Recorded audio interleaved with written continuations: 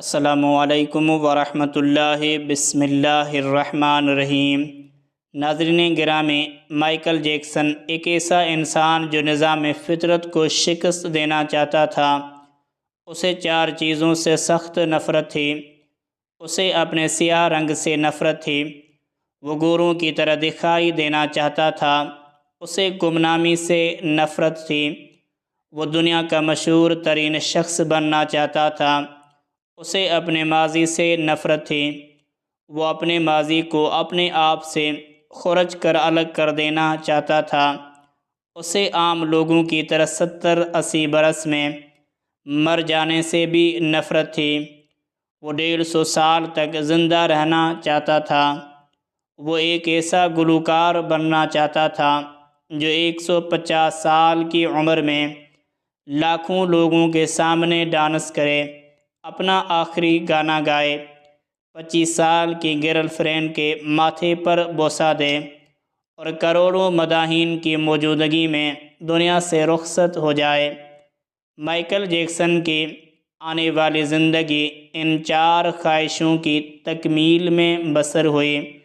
اس نے 1982 میں اپنا دوسرا البم تھرلر لانچ کیا۔ یہ دنیا میں سب سے زیادہ بکنے والا البم تھا۔ 1 ماہ میں اس کی 6.5 کروڑ کاپیاں فروخت ہوئی تھیں اور یہ gains book of world record کا حصہ بن گیا تھا۔ مائیکل جیکسن اب دنیا کا مشہور ترین گلوکار تھا۔ اس نے گمنامی کو شکست دے دی تھی۔ مائیکل نے اس کے بعد اپنی سیاہ جلد کو شکست دینے کا فیصلہ کیا اور پلاسٹک سرجری شروع کرا دی۔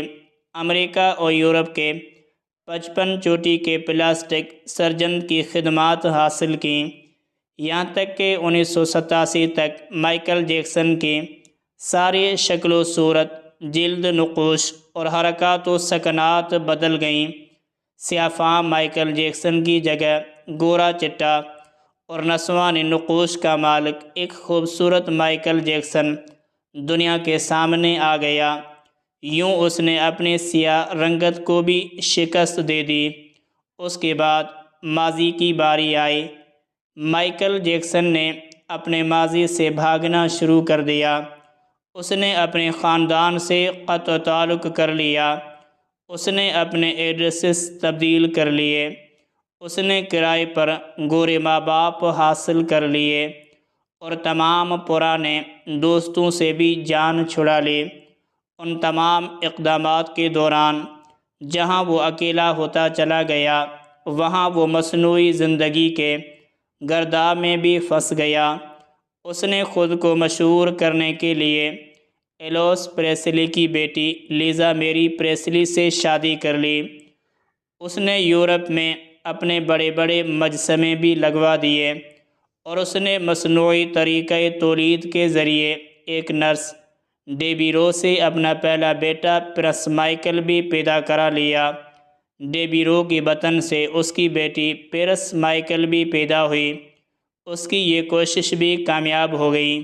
اس نے بڑی حد تک اپنے ماضی سے بھی جان چھڑا لی، لہذا اب اس کی آخری خواہش کی باری تھی۔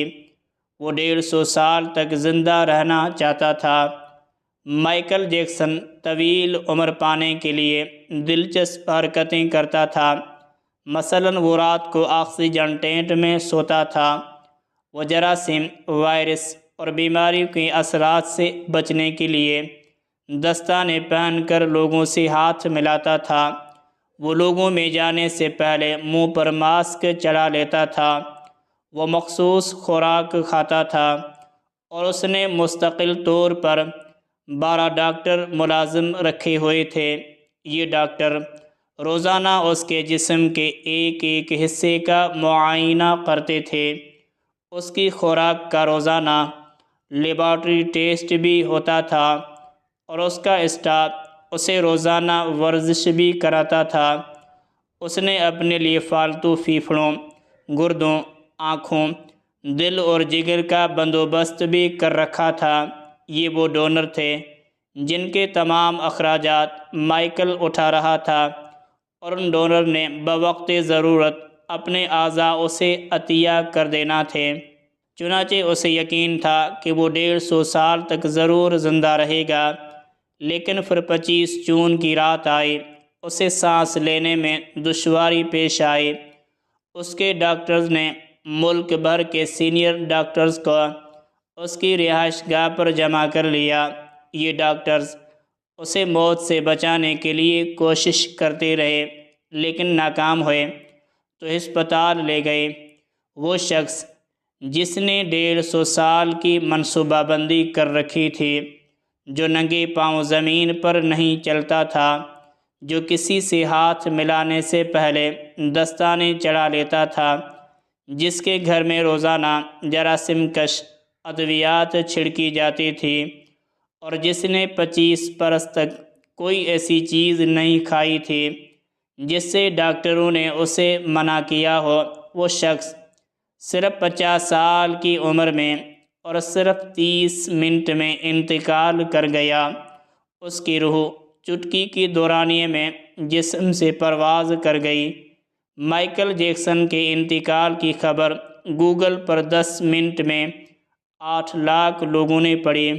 یہ گوگل کی تاریخ کا ریکارڈ تھا، اور اس ہیوی ٹریفک کی وجہ سے گوگل کا سسٹم بیٹھ گیا اور کمپنی کو 25 منٹ تک اپنے صارفین سے معذرت کرنا پڑی۔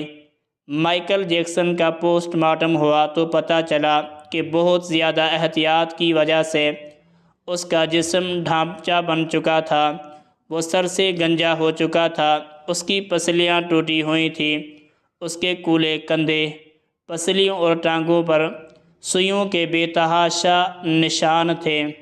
وہ پلاسٹک سرجری کی وجہ سے پین کلرز کا محتاج ہو چکا تھا، چنانچہ وہ روزانہ درجنوں انجیکشن لگواتا تھا، لیکن یہ انجیکشن، یہ احتیاط اور یہ ڈاکٹرز بھی اسے موت سے نہیں بچا سکے، اور وہ ایک دن چپ چاپ اس جہاں سے چلا گیا، اور یوں اس کی آخری خواہش پوری نہ ہو سکی۔ مائیکل جیکسن کی موت ایک اعلان ہے۔ انسان پوری دنیا کو فتح کر سکتا ہے، لیکن وہ اپنے مقدر کو شکست نہیں دے سکتا۔ وہ موت اور اس موت کو لکھنے والے کا مقابلہ نہیں کر سکتا۔ چنانچہ کوئی راک اسٹار ہو یا فرعون، وہ 2 ٹن مٹی کے بوجھ سے نہیں بچ سکتا۔ وہ موت کو شکست نہیں دے سکتا۔